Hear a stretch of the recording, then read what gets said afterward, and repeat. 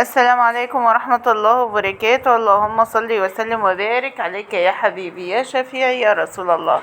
طبعا لو أول مرة نشوف القناة ما ننساش اشتراك، تفعيل زر الجرس، تعملوا لي لايك للفيديو فضلا طبعا من حضراتكم، وليس أمرا. بحبكم جدا جدا في الله.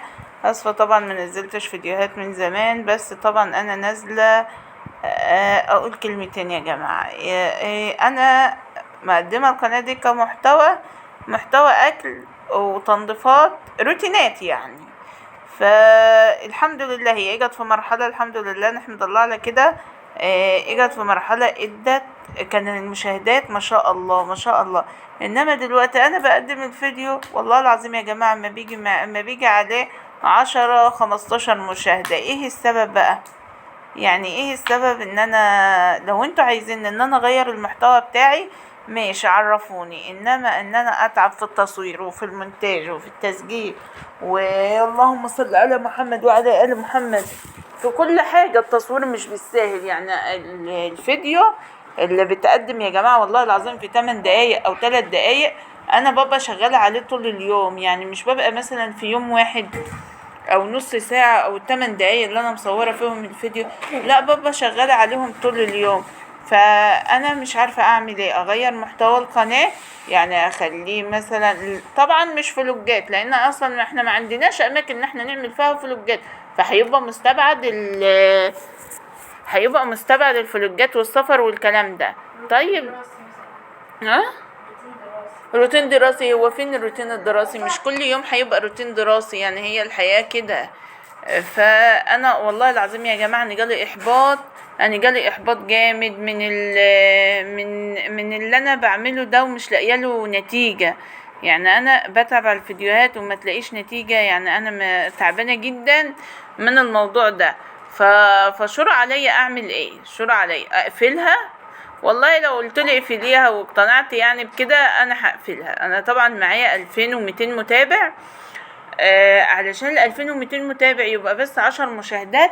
لا يا جماعة بتهيألي ما تعملش. انا الحمد لله قدرت ان انا اجمع ربح عليها، الحمد لله يعني رب العالمين مجمع ربح عليها. بس انا زعلانة من المشاهدات مزعلانة قوي يا جماعة. يعني انا علشان اعمل الاكل وعلشان اقدم الاكل عادي يعني. بصوا هتقولي لي انت ما بتقدميش افتكاسات في الاكل بتاعك. بصوا يا جماعه انا ما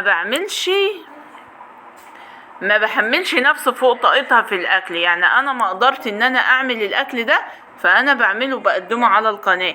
مش هروح علشان اعمل اكل اجيب واجيب وانا مش مقدرت، فالموضوع هيبقى مكلف عليا مش هقدر عليه. انا زي ما بقدم لعيالي الاكل انا بقوم حاطه. بالنسبه للترويقات والروتينات انا شايفه ان مفيش بيت بيخلى. انا بالنسبه شايفه ان البيت من غير روتينات من غير طيور ممكن اقلب المحتوى لطيور. يعني ممكن اقلب المحتوى يبقى تربيه طيور وكده، وان احنا نشجع بعض في تربيه طيور. معلومات عن الطيور الى حد ما، يعني على حسب علمي برضه. هوصل لكم ازاي بربي الطيور، ازاي بحضنها. بس للاسف في الفتره الاخيره برضه الموضوع ده خد عندي انتكاسه. بس الحمد لله ولا اي حاجه لما بيحصل فيها ربح وخساره. فانا مش عارفه يا جماعه اعمل ايه، قولوا لي اعمل ايه يا ترى. استمر في الفيديوهات؟ انا طبعا والله العظيم بحب كل متابعيني وما اقدرش ان انا استغنى عنهم. حتى لما اليوم اللي ما بقدمش فيه فيديوهات انا ببقى زعلانه، بس هي بتبقى اللهم صل على محمد وعلى ال محمد بتبقى ظروف خارج ارادتي. يعني زي ما حضراتكم عارفين انا هنا لوحدي مع ولادي، وطبعا انا معايا 4 اولاد وعارفين الدروس وعارفين الالتزامات يعني الحمد لله رب العالمين على كل شيء. بس انا ملزومة عن كل كبيرة وكل صغيرة، فببقى الموضوع صعب عليا. لو انتوا عايزين ان انا اصور كل حاجة بالتفصيل عادي، انا ممكن اصور لكم كل حاجة بالتفصيل. المهم ان انا احس بالنتيجة يا جماعة. يعني المهم ان انا احس ان انا عملت حاجة، مش ان انا بتعبانة على الفيديو مونتاج تصوير ده كله وفجأة تلاقي الفيديو جايب 10 مشاهدات. يعني 10 مشاهدات هيعملوا ايه؟ هيعملوا ايه؟ يقولوا لي كده. انا بحترم اي حد بيشاهدني، اي حد بيطلب معلومة والله العظيم ما ببخلش عليه بيها خالص خالص خالص. اللهم صل على محمد وعلى آل محمد. يعني ربنا بيجعلنا اسباب لبعض. انا باخد معلومة لما بحتاج برضو بسأل اي حد والله العظيم الحمد لله ما ببخلوش عليا بيها. فانا يا جماعة عايزة اعرف العيب فين، يعني انا عايزة اعرف العيب فين. في ناس بتقولي ان مفيش تجديد، ادخلي على المقالب. المقالب عادي، انا ممكن اعمل مقالب بس انا مش حباها. يعني الناس حشي يا بابا اللي في بق اخوكي، يعني عفوا يا جماعة. انتوا عارفين طبعا معانا اخر العنقود مش سكر معقود خالص يا جماعة، والله شقاوة بمعنى كلمة شقاوة. فانا ممكن المقالب حاسة ان هي القنوات عدد بتقدم مقالب بتقدمها بقى في اتجاه تاني غلط بصراحة. يعني ان انا ما اعرفش اعمل مقلب في جزء، بيبقى متفقين مع بعض المقلب وان احنا نلعب باعصاب المتابعين. فانا مش حابة كده، يعني انا حابة ان الحياة تبقى على الطبيعة.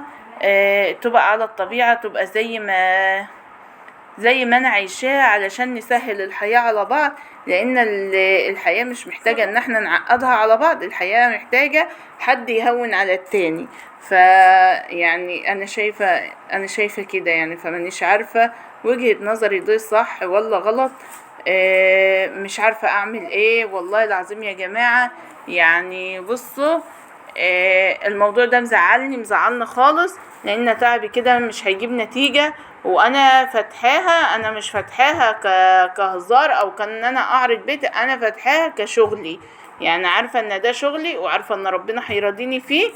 فانا فتحاها على اساس كده، يعني انا فتحاها على اساس كده. عايزين ان انا اصور السوق اللي انا بروحه واصور كل حاجة عادي هصور، قولولي صوري. فياريت تشوري عليا اعمل ايه، لان بجد الموضوع مزعلني جدا جدا جدا. مزعلني فوق ما تتصوروا. طبعا بحترم كل متابعيني، ربنا يخليهم يا رب ويبارك فيهم يا رب. ويدخل السعادة على قلوبهم ويفك كربهم ايا كان، وكربنا معاهم يا رب وكرب كل من قال امين. فاتمنى ان انتوا تشوروا عليا، واسفة جدا ان انا شغلتكم معايا، والسلام عليكم ورحمة الله.